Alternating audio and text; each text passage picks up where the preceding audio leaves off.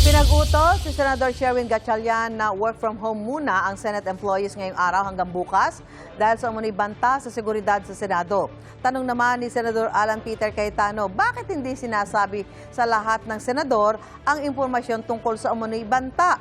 Sa gitna naman ng issue ng Senate leadership, nakitang lumapit at nakipag-usap si Cayetano kay First Lady Liza Araneta Marcos sa isang event. May unang balita si Jonathan Andal. Usap-usapan ngayon ang tagpong ito. Nag-uusap sa publiko sina First Lady Liza Araneta Marcos at Senador Alan Peter Cayetano.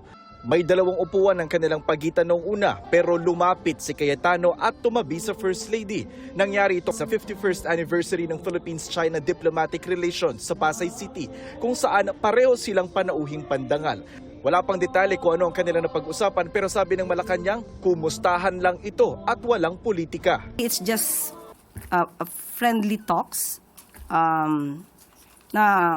kamustahan. The way I see it po, ganun po ang First Lady sa aking pagkakakilala. Pero walang masasabi nating politika. Ang tagpo nangyari sa gitna ng kontrobersya sa liderato ng Senado kung saan ang kinikilala ni Pangulong Bongbong Marcos ang katunggaling paksyon ni Cayetano na pinamumunuan ni Acting Senate President Win Gatchalian.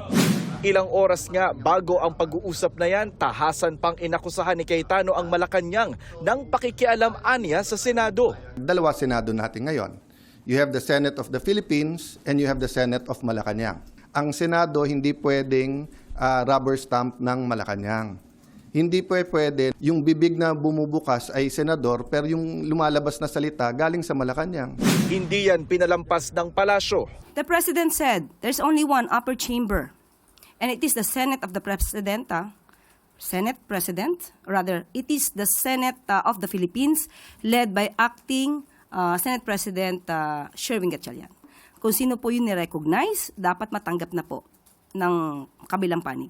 Sa ngayon, may tig-12 senador ang magkabilang panig. Pero ang Cayetano Block, may isang senador na nakakulong, si Senator Jinggoy Estrada, at nagtatago naman si Senator Bato de la Rosa. Sabi ni Senador Bam Aquino, may lilipat na raw na isang senador mula sa Cayetano Block papunta sa kanilang grupo. Kaya malapit na anya silang maging 13 at makakapaghalal na ng Senate President.